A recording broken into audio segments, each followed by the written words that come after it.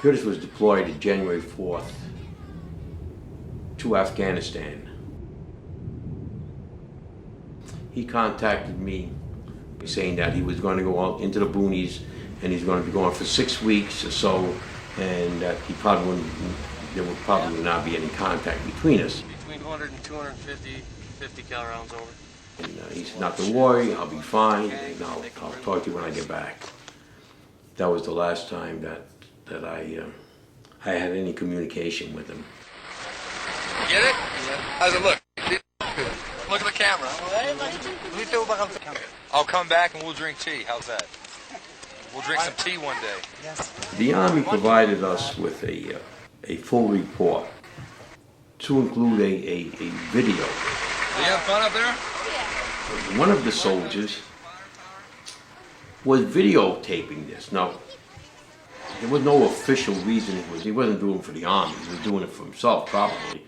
Where's the village elder? Does he live over there? The village elder. They were talking to the so-called village leaders, and they indicated that there was a couple of bunkers with weapons, old weapons and ordnance that was left by obviously the Taliban. What they normally do is when they find this stuff, they organize it and they dispose of it by blowing it up. I have 80 mortar fuses, 50 mortars. The battalion has an ordnance team that's what they do. They set it up and they dispose of it safely. 20 hands fuses, break. 2 cases of 40 mic API. And 2 cases of 40 mic API rounds over. However, it was late afternoon, and battalion could not get this team out there, and the lieutenant said, "Well, we have a staff sergeant here who's some sort of an ordnance person, and I think he'd be able to do it." That's how it works. You put it in the tube. That's all right. That's all right. Put it in the tube. Usually comes right here. Usually comes off. So how are you going to blow all this up? C4. Boom. The entire thing would be gone. Nice. It is January 29, 2004. And the video showed when they were actually in the bunker and setting up the ammunition and ordnance. Here we are again, once again, Kyle Seitzinger here with Benjamin Gilman, the motivated, explosive expert from 10th Mountain Division. Basically what he's doing here, he's going to put all the 50 cal rounds and the 40 cal rounds on the bottom, and then on top he's going to put the roughly what I have 60 millimeter mortar rounds on top of that. And then beside that, on top of that, Benjamin, we're going to put the RPGs. Right. So we're all from smallest to biggest on top, and then on top of that you're going to put C4 and everything, correct? Right. How many pounds of C4 do you need for today's operation? About 40. 40 pounds of C4? So we're going to use about 40 pounds of C4 today, which that's some firepower. That alone will leave you a big crater, much less all this. So we're going to hear a pretty big boom today, and of course you're going to see that later on in today's episode. It's going to take this building down. This whole building down, put a big hole in the ground. Now, this particular ordnance person probably knew how to dispose of weapons and ammunition, but he was not really trained in identifying different types. All right, this is the C4 plastic explosive, roughly 1.25 pounds, and it takes fire and pressure to ignite. Once ignited, it's one of the most powerful explosives known to man. And Sergeant Gilman here is preparing the demolition now. And Gilman is going to blow this place to smithereens today. So thanks for tuning in. This is Kyle Seitzinger from Afghanistan. What do you make of all this, bud? Another day, another dollar. Part of the video the soldier that was taking the pictures of them actually setting up the weapons cache, and he asked various soldiers, well, you know, what's going on? In fact, he asked Curtis. He said, So, Mancini, what's your event? It's very cold out here. Very cold. It's gonna make a large boom. Did you just get that video? Did you see? Yeah, I saw that. Video? Yeah, a very big boom. You ever seen a cache like this before? Not like this one. No, this is good. Looking forward to seeing the one down yonder. This will be big. So, Scott, have you seen a cache as large as this before? No. It's a fairly large cache site. Nice. and it blew up.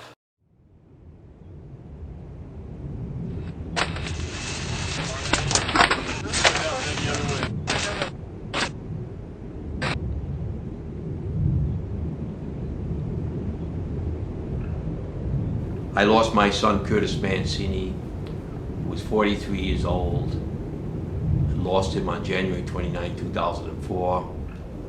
He was killed in an explosion in Afghanistan. If 8 or 9 years ago, if someone told me I'd be spending so much time down here, I would say, well, why would I do that?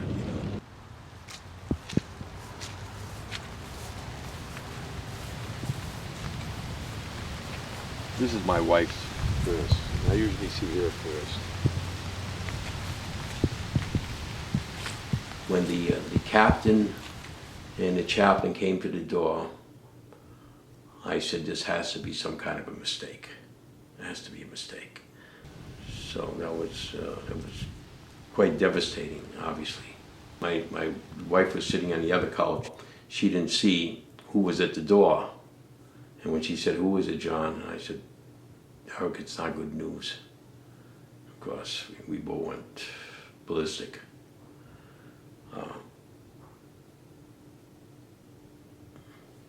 That was the most difficult thing. I don't think anybody's prepared. When people have someone there that's in harm's way, they figure it's not going to happen. It's not going to happen to us. It's not going to happen to him. It's not going to happen to her. And I think you get that feeling. You say, okay, they're going to be safe. Sometimes after I visit the graves, I just sit in my truck and just sit here and I drink my coffee and I kill 45 minutes to an hour just sitting here.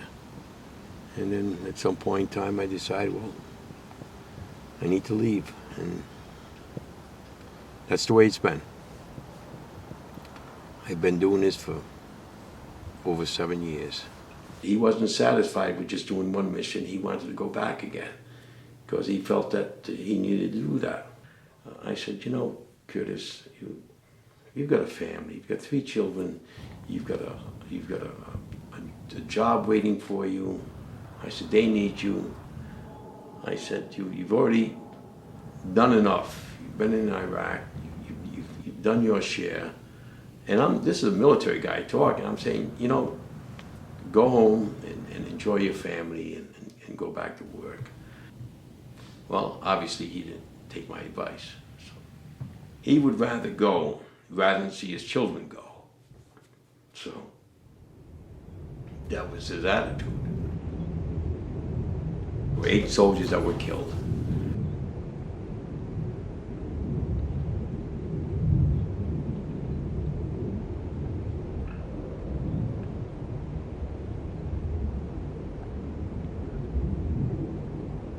What's going on, tough guy?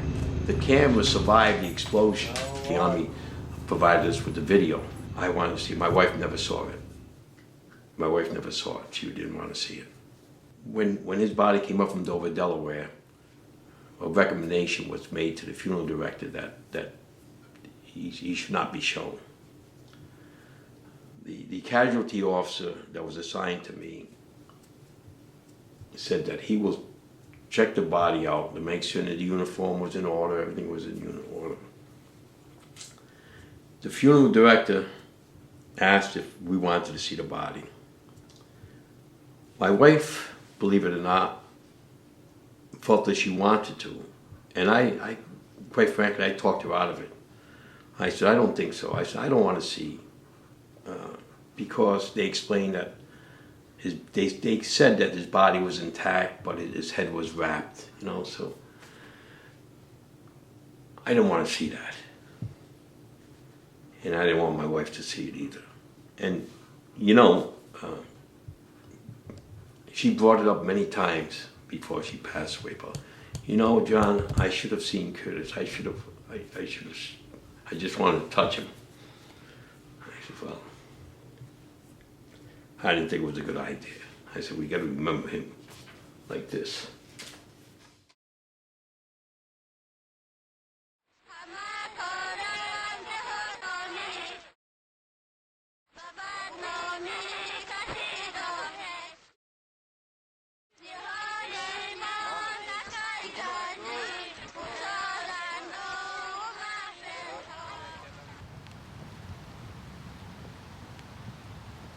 But I don't know why I felt that I needed to see that video. The picture that's on the stone, that was probably seconds before he was killed. So, Mancini, what's your event? It's very cold out here. Very cold. Did you just get that video? Did you see? Yeah, I have saw the that. video? To actually see the video and actually hear my son's voice on the video was very, very difficult.